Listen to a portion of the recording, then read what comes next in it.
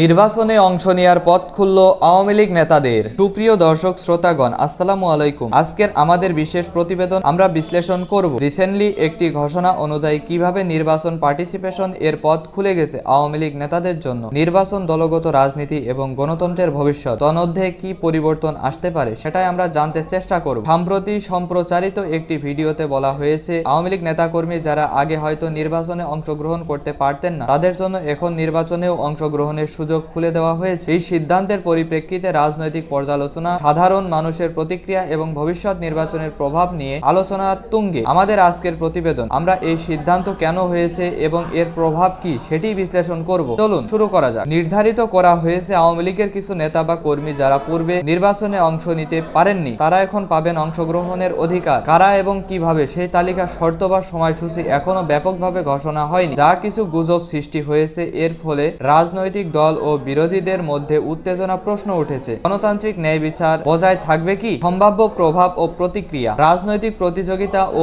অংশগ্রহণ। যদি এই সিদ্ধান্ত বাস্তবিক হয়, তাহলে আগামী নির্বাচনে অংশগ্রহণকারী রাজনৈতিক দলের সংখ্যা এবং প্রতিদ্বন্দ্বিতা বাড়তে পারে। এতে ভোটারদের জন্য বিকল্প বেড়ে যেতে পারে। দলভুক্তিগত সুবিচার ও বৈষম্য নিয়ে প্রশ্ন। বিরোধী দল বা সামান্য দল মনে করতে পারে যে ক্ষমতাসীন দলের জন্য বিশেষ সুবিধা দিয়েছে, এটি ন্যায্য নির্বাচনের ওপর সন্দেহ তৈরি করতে পারে। জনমত ও গণতন্ত্র। জনগণ যদি এই সিদ্ধান্তকে ন্যায়ভাবে দেখেন, তাহলে এটি বিশেষভাবে স্বাগত। কিন্তু যদি অনিয়ম বা পক্ষপাতবোধ হয়, তাহলে যা হবে সেটি হবে গণতান্ত্রিক বিশ্বাসহীনতা। জনমত এবং রাজনৈতিক বিশ্লেষকরা বলছেন, কিছু জনমত আওয়ামী লীগের জন্য এই সুযোগকে ইনক্লুসিভ ও গণতন্ত্র প্রসারকারী হিসেবে দেখতে চেয়েছেন, কারণ বৃহত্তর অংশগ্রহণের নির্বাচনকে অধিক বৈচিত্র্যময় করতে পারে। আবার অনেকে বলছেন নিয়ম পাল্টানো হচ্ছে এবং এতে বিরোধী দল বা সাধারণ নেতা কর্মীদের জন্য প্রতিযোগিতা ভঙ্গ হবে। রাজনৈতিক বিশ্লেষকরা উদ্বেগ প্রকাশ করেছেন, নির্বাচন সত্যি কি ন্যায্য হবে? কেন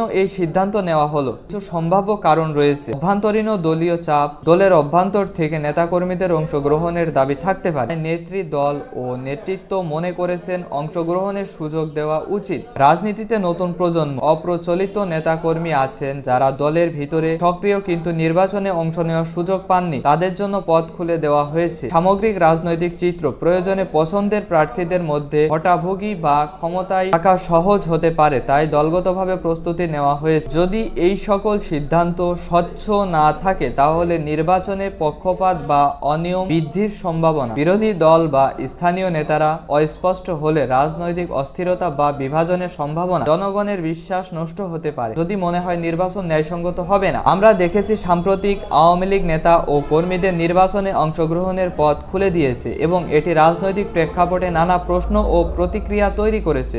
সুযোগ, উৎসাহ, কিন্তু চ্যালেঞ্জও কম নয়। আগামী দিনগুলোতে দেখা যাবে এই সিদ্ধান্তের বাস্তব প্রভাব কি হবে। নির্বাচন প্রকৃতই ন্যায্য হবে কি? প্রিয় দর্শক, আজকে এই পর্যন্তই। পরবর্তীতে দেখা হচ্ছে নতুন কোনো আপডেট নিয়ে। ততক্ষণ পর্যন্ত ভালো থাকবেন, সুস্থ থাকবেন। রাতুল আহমেদ, ডেইলি সময়।